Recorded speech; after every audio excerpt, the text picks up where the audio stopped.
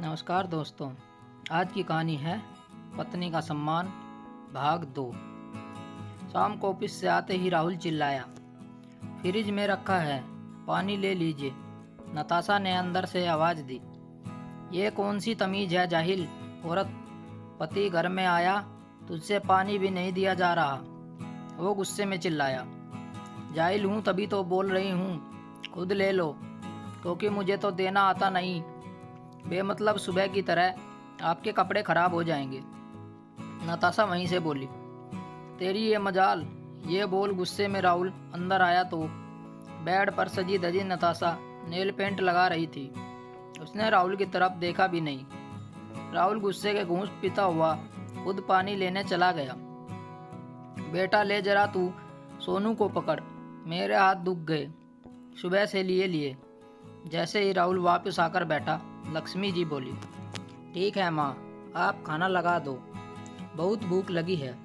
राहुल बेटे को लेता हुआ बोला, बेटा खाना तो नताशा ने बनाया ही नहीं, बोलती है मेरे हाथ का खाना पसंद नहीं आता तो क्यों मेहनत करूं।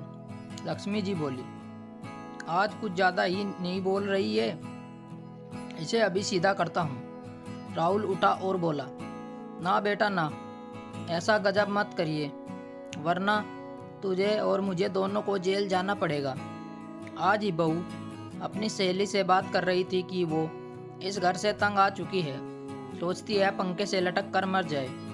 अगर कल को मुझे रोज भी आई तो इसके जिम्मेदार मेरे पति होंगे, साथ में सास भी। बेटा उसने कुछ उल्टा सीधा कर लिया तो बेवजह लेने के देने पड़ जाएंगे। तू ऐसा कर, बाजार से मंगा ले खाना, फिर गुड़िया को स्कूल का काम भी कराना है। लक्ष्मी जी बेचारगी से बोली, क्या अभी उसको काम भी नहीं कराया नताशा ने? और ऐसे कैसे वो कुछ कर लेगी माँ, आप बेकार डर रहे हो। राहुल बोला, बेटा वो कहती है मैं गंवार हूँ, कहाँ जानूँ अंग्रेजी की पढ़ाई, इसलिए नहीं कराया काम। और मेरा डर गलत नहीं बेटा, आजकल औरत की सुनी जाती है। सोच मैं इस उम्र में जेल जाती हुई कैसी लगूंगी। लक्ष्मी जी बोली। अब राहुल खामोश हो गया। थोड़ा देर सोचने के बाद उसने खाना ऑर्डर किया और बेटी को काम कराने लगा, लेकिन उसे कुछ समझ नहीं आ रहा था, कैसे पढ़ाए उसे, आज तक पढ़ाया जो नहीं। अगले दिन राहुल को अपना कोई सामान नहीं मिल रहा था। नताशा भी उसे कहीं नज़र नहीं आई। माँ, नताशा कहाँ है? उसने बाहर आकर पूछा। बेटा वो तो वॉक पर गई है, और देख सोनू ने पोटी कर ली, अब मेरे से तो धोई जाएगी नहीं, तू ही धो। लक्ष्मी जी बोली, क्या वॉक पर क्यों? राहुल झुंझलाकर बोला, उसकी कोई सहेली आई है इस शहर में, नई इंस्पेक्टर है वो, उसने कहा नताशा से अपनी सेहत पर ध्यान देने को, बस उसी के साथ गई है। लक्ष्मी जी बोली, मुझे लगता है बहू आजकल उसी की सह पर मन की करने लगी है, कहीं ऐसा ना हो वो उसे सारी बात बता दे और नताशा हमारे खिलाफ रिपोर्ट कर दे। तुझे पता है ना, शर्मा जी की बहू ने उनके खिलाफ झूठा रिपोर्ट कर दी थी, सबको जेल जाना पड़ा था। तुझे कितना कहा था कि बहू की इज्जत किया कर, पर नहीं, तू उसे रोज जलील करता रहा। अगर उसने शिकायत की तो मैं उसकी तरफ हो जाऊंगी और बोल दूंगी मेरा बेटा जलील करता था, मैं नहीं। मैं तो जेल जाने से रही। अब वाकई में राहुल सोच में पड़ गया। उसने सोनू को धोया और बोला, आप ये सब क्यों कह रही हो? तभी नताशा वॉक से आ गई और बोली, अरे लाओ सोनू को मुझे दो, मैं कर देती हूँ। नहीं, तुम थक गई होंगी, वैसे भी सोनू मेरा भी तो बेटा है, राहुल ने कहा। यह सुनकर नताशा हैरान हो गई। वो रसोई में गई और सास के कहे अनुसार बस ब्रेड चाय बनाई। हालांकि नाश्ता को लगा था कि राहुल गुस्सा करेगा, पर वो चुपचाप खाकर चला गया।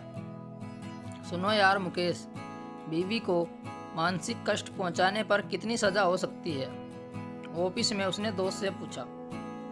अब ये तो जज के ऊपर है, कितना कष्ट पहुंचाया उसके ऊपर है, पर तू क्यों पूछ रहा है? भाभी जी ने केस वेस कर दिया क्या? मुकेश ने चुटकी लेते हुए पूछा। कैसी बात करता है तू? वो क्यों केस करेगी, चल काम करते हैं, राहुल बोला। वो यही सोच रहा था, उसका मन काम में नहीं लग रहा था। अगर नताशा ने केस किया तो क्या इल्ज़ाम लगा सकती है, यही सोचते सोचते उसके प्रति अपना व्यवहार याद करने लगा। घर जाकर राहुल का व्यवहार बदल गया। नताशा ने जब सास को बताया तो दोनों हंसने लगी। नहीं, मुझे जेल नहीं जाना, इंस्पेक्टर साहिबा छोड़ दो मुझे। रात को अचानक राहुल नींद में चिल्लाया। क्या हुआ आपको? नताशा ने उसे झकझोरते हुए कहा।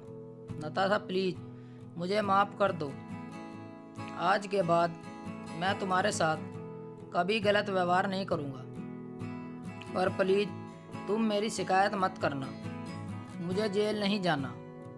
राहुल ने नताशा के हाथ जोड़कर कहा। अरे अरे, मैं कोई शिकायत नहीं कर रही, आप बेफिक्र होकर सो जाइए, नताशा ने कहा। उसने देखा दरवाजे के बाहर लक्ष्मी जी खड़ी थी, जो शायद राहुल की आवाज़ सुनकर आई।